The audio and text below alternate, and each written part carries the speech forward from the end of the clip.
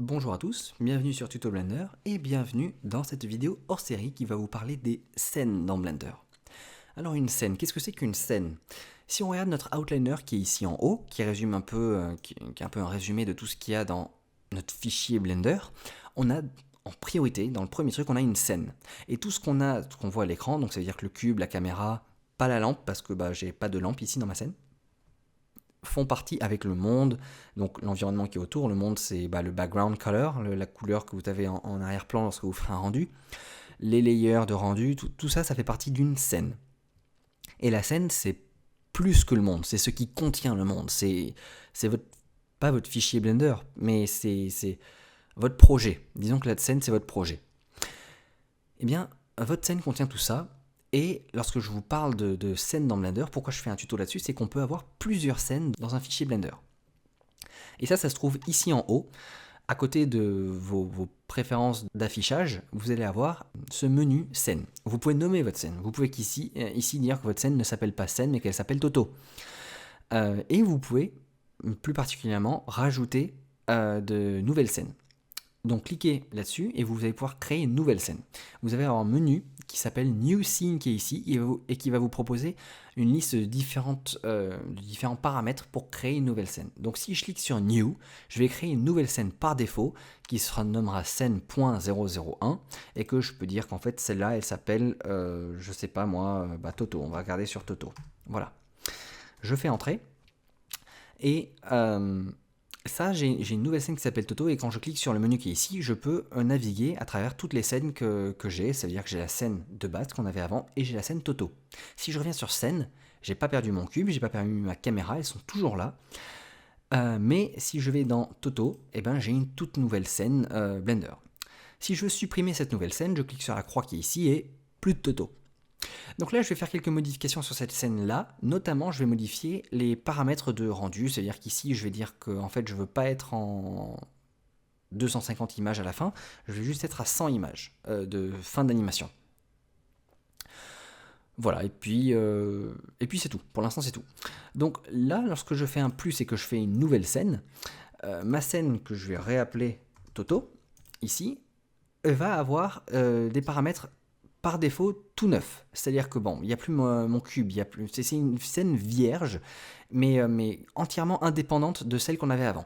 Et avec des paramètres de rendu par défaut, tel quel. Donc même pas avec les modifications que j'ai par défaut lorsque moi j'ouvre ma scène et les préférences utilisateurs que j'ai données. Moi, dans mes préférences utilisateurs, ici, c'est pas à 50%, c'est à 100%. Donc je viens de m'en rendre compte, mais ça me met même des paramètres par défaut de Blender en fait.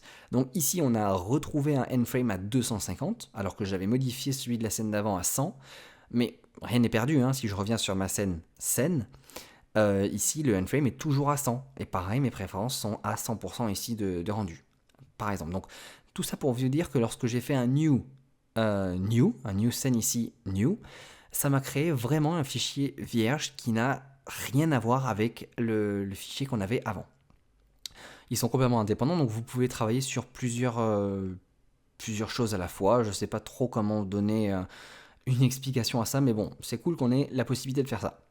Moi, je vais supprimer cette scène-là, et donc je reviens sur la scène par défaut qu'on a ici, et je vais faire un plus ici, en disant que je vais copier les paramètres. Et ici, je copie les paramètres, ça veut dire que je vais avoir une nouvelle scène de base, qui s'appelle scène.001, mais qui, elle, va copier les paramètres de rendu qu'on a ici. Donc, je suis à 100% et je suis à 100 en N-frame. Ça, c'est l'important, c'est juste pour j'ai changé juste un truc pour que vous puissiez comprendre que, justement, on a cette scène vierge qui s'est créée, mais qu'on a gardé les préférences de rendu, comme sur la scène d'avant. Voilà, ça, c'est très bien. Mais c'est tout ce que fait, en fait, ce plus copy settings. Là où ça devient intéressant, c'est sur les trois derniers qui sont ici, qui sont plus approfondis. Vous allez avoir les link objects, link object data et full copy. Il y a une différence entre les objets et le data des objets. Le data des objets, c'est les données d'un objet. Je pense avoir déjà beaucoup insisté et avoir déjà expliqué ce qu'étaient les données des objets, les data blocks, tout ça dans Blender, mais ça revient tout le temps à cette différence de mode objet et de mode édition. Un objet est constitué de deux choses. L'objet en soi, l'objet lui-même, et ses données à l'intérieur. Donc là, on est en mode objet, et l'objet en soi a les propriétés de déplacement, de rotation et de taille de l'objet. Donc en fait, on peut modifier on peut déplacer l'objet, on peut le tourner, et on peut l'agrandir ou le réduire comme on veut. Tout ça se fait en mode objet. Mais on ne peut pas éditer l'objet, modifier sa forme, sa couleur, tous ces paramètres-là, ça se fait dans ce qui s'appelle des data blocks, et ce sont les données propres à cet objet-là.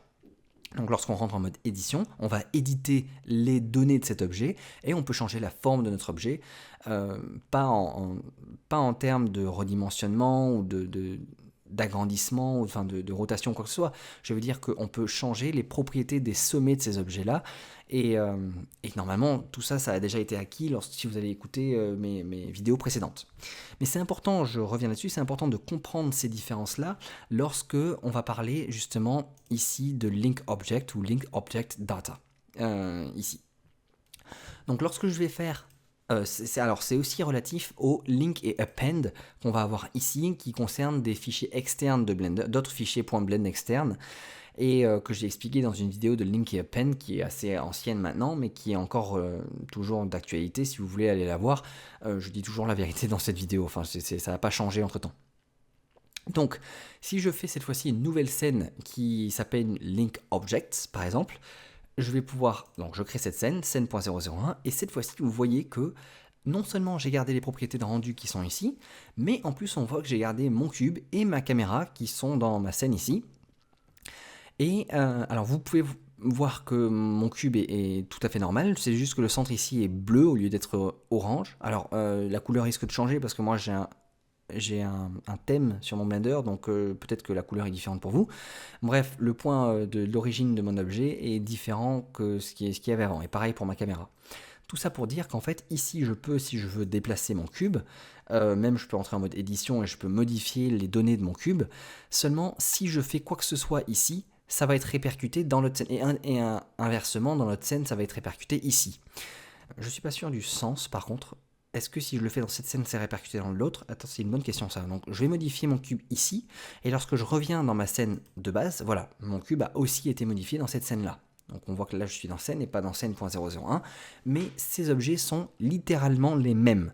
C'est même pas une copie, c'est exactement le même objet qui est lié, imaginons que cet objet a été écrit dans une adresse mémoire sur l'ordinateur, et bien que ce soit la scène ou scène.001, les deux vont aller chercher au même endroit l'objet, et vont lire le même objet. Donc n'importe quelle modification sur l'un sera la modification sur l'un aussi, parce que l'autre scène utilise le même objet. Donc voilà, la modification sera répercutée partout. C'est pareil pour le placement de la caméra, sur la rotation, sur tout ce que vous voulez qui concerne l'objet ou son data. Ça c'est lorsque vous faites un link objects. Donc vous faites que la nouvelle scène garde exactement les mêmes objets que l'ancienne scène. Mais dans la nouvelle scène, vous pouvez rajouter, si je navigue ici dans scène.001, je peux faire Shift A et rajouter un cube qui est ici, G, et lorsque je reviens dans scène normale, ce cube disparaît. Parce que lui n'a pas été lié en fait. C'est lorsque j'ai créé ma scène que j'ai lié les objets de cette scène de base dans la nouvelle, mais la nouvelle scène reste une scène séparée dans laquelle vous pouvez rajouter d'autres objets et faire tout plein de choses différentes. Donc laissez-moi revenir sur scène.001 et la supprimer. Et maintenant je vais faire un plus encore une fois et cliquer sur Link Object Data. Et lorsque je fais ça, je clique sur Link Object Data, j'ai ma scène.001. Je vais avoir donc du coup ma caméra et mon cube qui ont été gardés, comme dans notre scène. Et vous allez pouvoir voir que ici par contre je peux déplacer mon cube, je peux le tourner comme il faut, je peux rentrer en mode édition, pareil, et je peux éditer mon objet.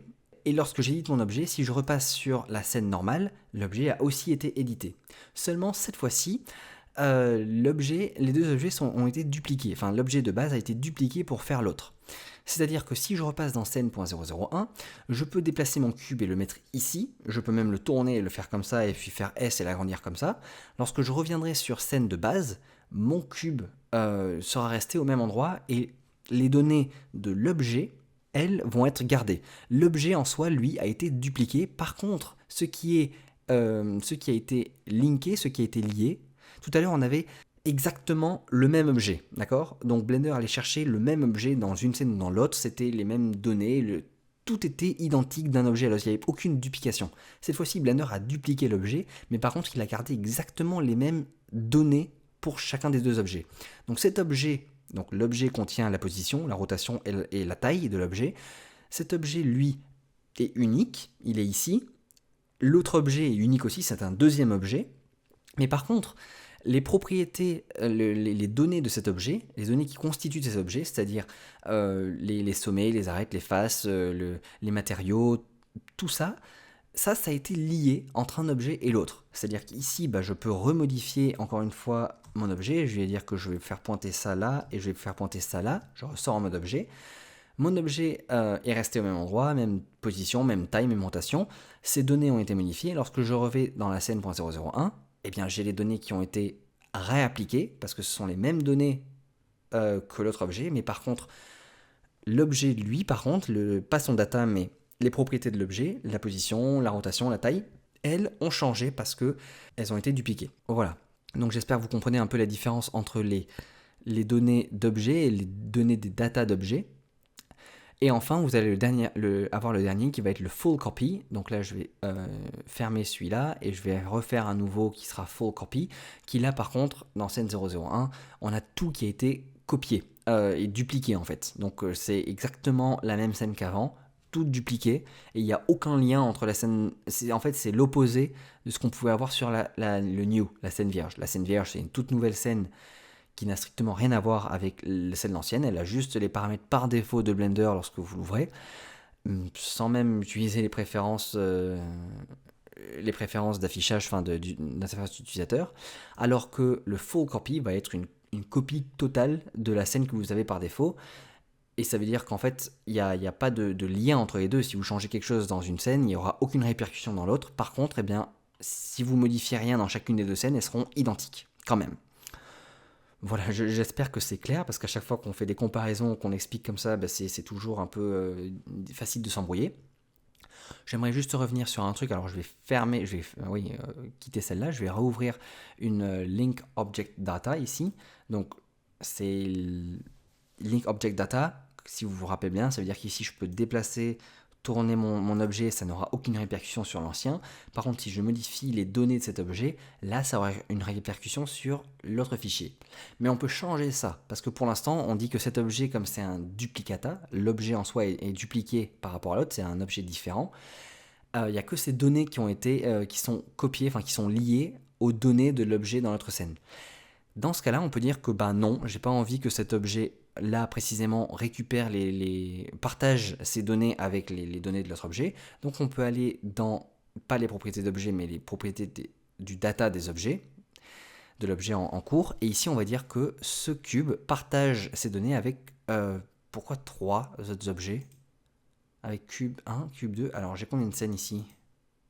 J'ai que 2 scènes, c'est bizarre. Bon, je sais pas pourquoi 3.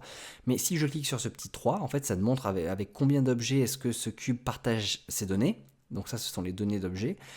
Je sais pas pourquoi il partage avec 3 objets. Peut-être qu'avec une manipulation que j'ai faite avant, en dupliquant les scènes, bref, c'est bizarre.